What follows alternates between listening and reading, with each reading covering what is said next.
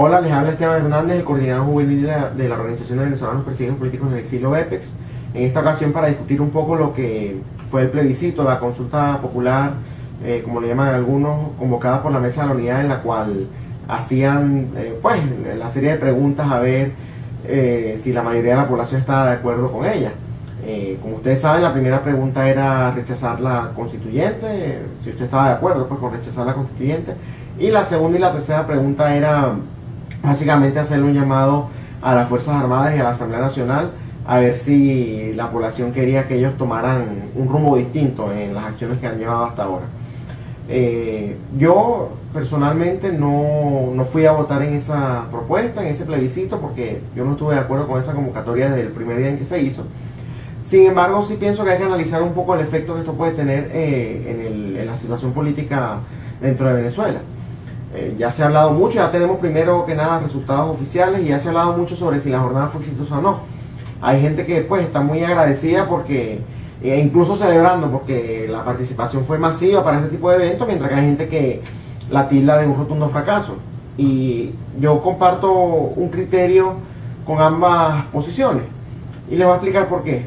En primer lugar, a la gente que dice que la jornada fue exitosa, a mí me parece que en cuestión de números sí lo fue, tomando en cuenta muchos factores. El hecho de que, por ejemplo, no se le diera quizás la cobertura que se le hubiese dado en otra situación en los medios de comunicación. Vimos como, por ejemplo, Conatel trató de presionar a los medios de comunicación de Venezuela para que no cubrieran ese evento.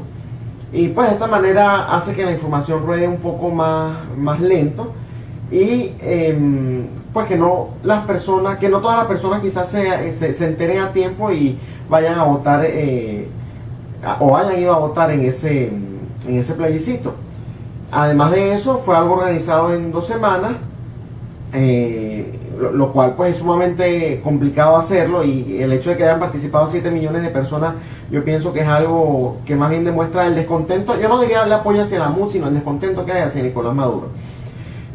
Por lo cual yo pienso que 7 millones de personas, o 7 millones y medio, que fue las cifras oficiales que ya dio la Mesa de la Unidad, sí representa un número importante, entendiendo además, como dicen algunos, que el registro electoral permanente está inflado y que realmente entonces el 7%, quiero decir 7 millones de votantes sí representa un porcentaje mayor dentro del registro electoral real. Y además porque no todas las personas que se oponen al régimen fueron a votar. Tal es mi caso, como ya dije, y yo conozco muchos otros casos de personas que no están de acuerdo y que forman parte de la resistencia, que están en contra de Maduro, que están arriesgando su vida día a día y que no fueron a votar estos eventos por considerar que realmente no nos van a llevar a nada. Entonces yo pienso que en el aspecto numérico sí fue exitoso, tomando en cuenta todos esos factores. Independientemente de estemos de acuerdo o no, uno tiene que ser objetivo a la hora de hacer este tipo de planteamiento. Pero es un rotundo fracaso por diversas razones. En primer lugar, se legitima nuevamente a la Mesa de la Unidad como posición oficial, no solamente dentro del país, sino además a los ojos de la comunidad internacional. Es decir, que cuando estas personas vayan otra vez por el mundo a pedirle a los países, a pedirle a los gobiernos, a pedir a los presidentes, que por ejemplo eviten que se le den las sanciones a los miembros del régimen o cualquier otra propuesta indigna como ellos las han tenido en el pasado, entonces bueno, ellos van a decir ahora, mira, nosotros tenemos esta cantidad de personas que nos están apoyando, nosotros representamos a la oposición y si nosotros te pedimos eso, bueno, lo estamos haciendo en nombre de todas estas personas. Eso es algo sumamente peligroso y que yo pienso que es lo que representa realmente el fracaso de este proceso. Además de eso, yo siento que todas las vías y todas las propuestas, todos los mecanismos que ellos habían supuestamente comprometido a realizar después de este plebiscito, bueno, ya van a quedar poco a poco desmarcados de lo que ha sido, o de lo que va a ser más bien el momento político, de lo que va a ser el discurso de todos los políticos de la Mesa de la Unidad. ¿Por qué digo esto?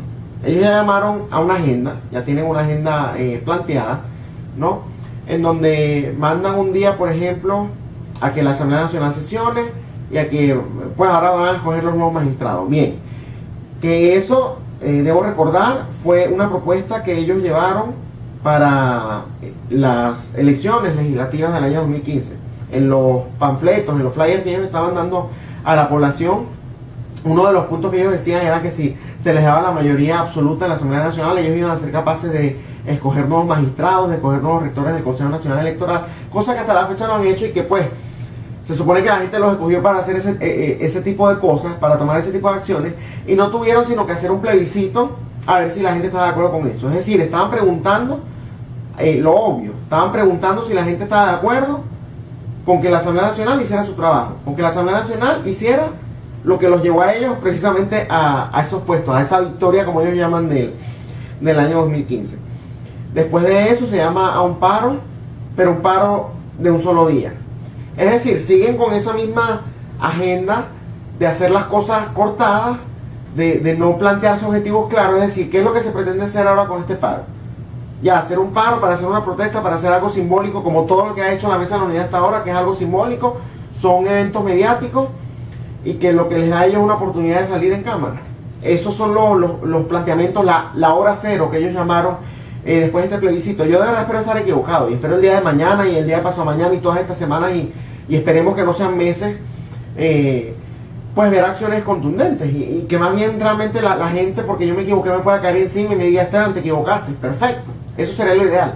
Pero pues yo mantengo mi posición porque ya con la trayectoria que estas personas han tenido durante estos 18 años, casi 19, me atrevo a decir que es lo que van a hacer y que además van a usar este plebiscito para sentarse a negociar con el régimen directamente. Es decir, tantas personas votaron por nosotros que además debemos reconocer que esto es otra de los factores que hizo este evento numéricamente hablando exitoso, que es que no todas las personas van a votar este tipo de eventos.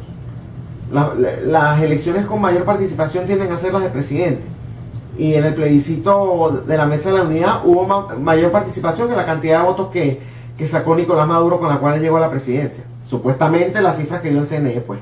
Entonces allá ustedes creerán si esas cifras son legítimas o no, pero fueron las cifras que el CNE le dio a Maduro que lo llevaron a la presidencia de Venezuela.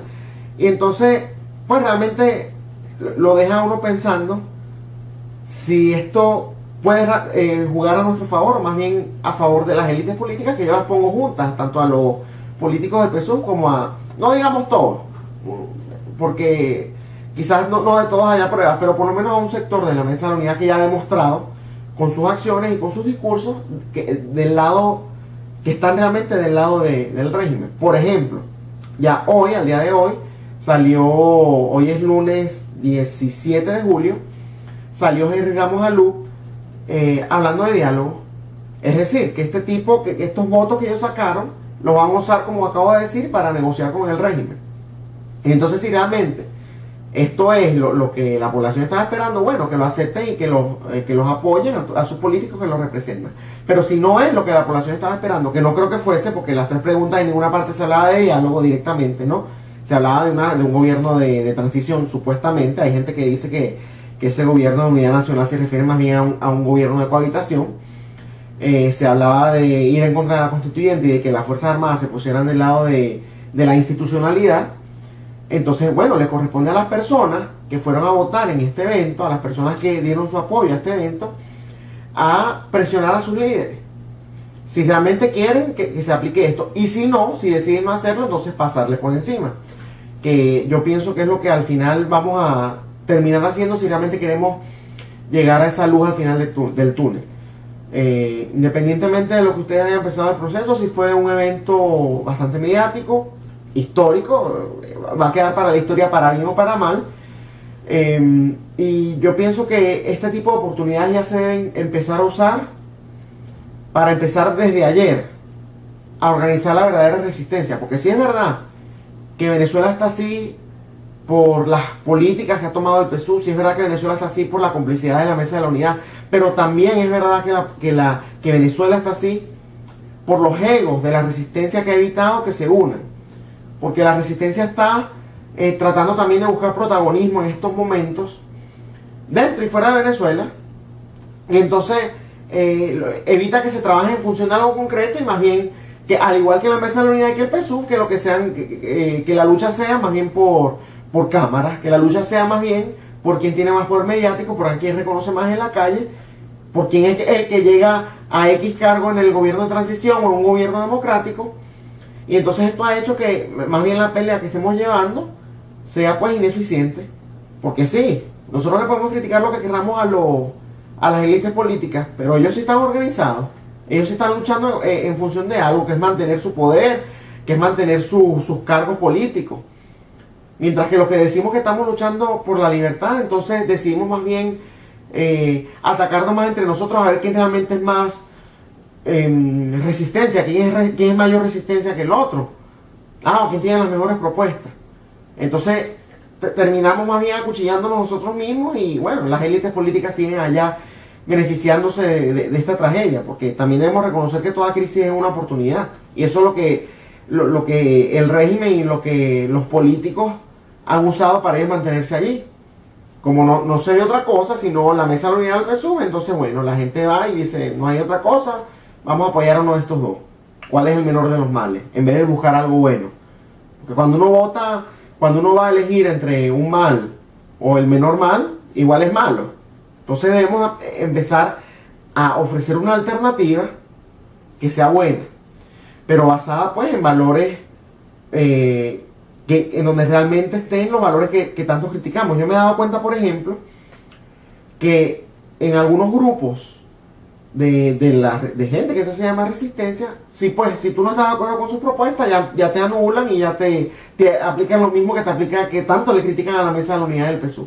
Entonces, si realmente queremos que la hora cero, como la han llamado los dirigentes, que la hora cero empiece desde ahora, bueno, tenemos que empezar nosotros desde ahora a organizarnos de una u otra manera, porque si no va a haber régimen y mood para rato. Muchas gracias.